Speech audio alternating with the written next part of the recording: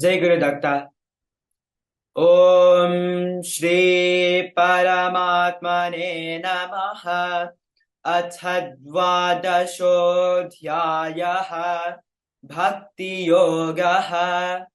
अर्जुन उवाच एवं सततयुक्ता ये भक्तास्त्वां पर्युपासते ये चाप्यक्षरमव्यक्तम् तेषां के योगवित्तमाः। श्रीभगवानुवाच मय्यावेश्य मनो ये मां नित्ययुक्ता उपासते श्रद्धया परयोपेताः ते मे युक्ततमा मताः। ये त्वक्षरमनिर्देश्यम् अव्यक्तं पर्युपासते सर्वत्र गमचिन्त्यं च कूटस्थमचलं ध्रुवं सन्नियम्येन्द्रियग्रामं सर्वत्र समबुद्धयः ते प्राप्नुवन्ति मामेव सर्वभूतहिते रताः।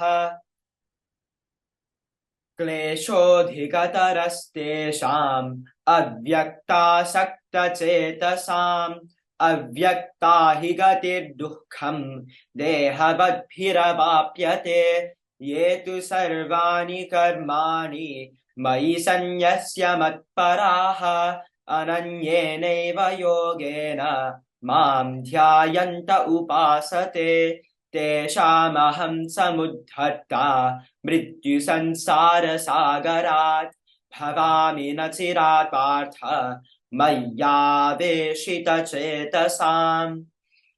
मय्येव मन आधत्स्व मयि बुद्धिं निवेशय निवसिष्यसि मय्येव अत ऊर्ध्वं न संशयः।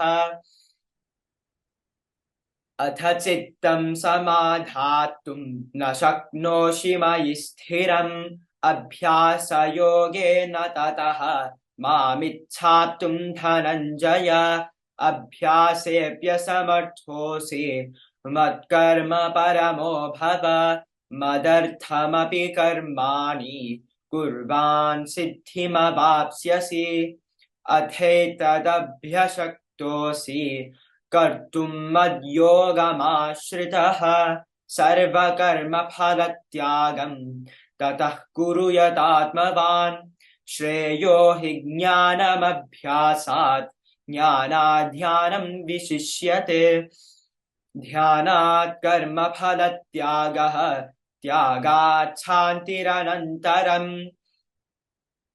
अद्वेष्टा सर्वभूतानां मैत्रः करुण एव च निर्ममो निरहङ्कारः समदुःखसुखः क्षमी सन्तुष्टः सततं योगी यतात्मा दृढनिश्चयः मय्यर्पितमनो बुद्धिः यो मद्भक्तः स मे प्रियः यस्मान्नो द्विजते लोकः लोकानोद्विजते च यः हर्षामर्षभयोद्वेगैः मुक्तो यः स च मे प्रियः अनपेक्षः शुचिर्दक्षः उदासीनो गतव्यतः सर्वारम्भपरित्यागी यो मद्भक्तः स मे प्रियः यो न हृष्यति न द्वेष्टि न शोचति न काङ्क्षति शुभाशुभपरित्यागी भक्तिमान् यः स मे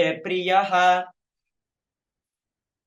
समशत्रौ च मित्रे च तथा मानापमानयोः शीतोष्णसुखदुःखेषु समसङ्गविवर्जिताः तुल्यनिन्दास्तुतिर्मौनी सन्तुष्टो येन केनचित् अनिकेतस्थिरमतिः भक्तिमान् मे प्रियो नरः ये तु धर्म्यामृतमिदं यथोक्तं पर्युपासते श्रद्धाना मत्परमाः भक्तास्तेतीव मे प्रियाः।